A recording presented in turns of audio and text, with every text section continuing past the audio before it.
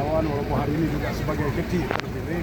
Amin. Memberikan apresiasi kepada pemerintah Aceh Besar yang hari ini ketika terpilih dilantik.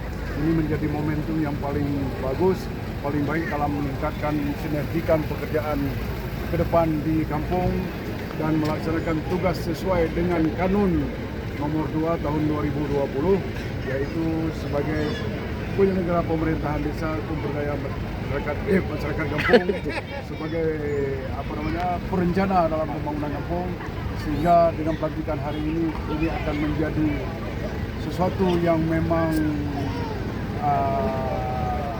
momentum dalam melaksanakan kegiatan yang lebih baik ke depan. Percaya Pak, mungkin sedikit tambahan yang menyangkut dengan masalah kepemimpinan kampung.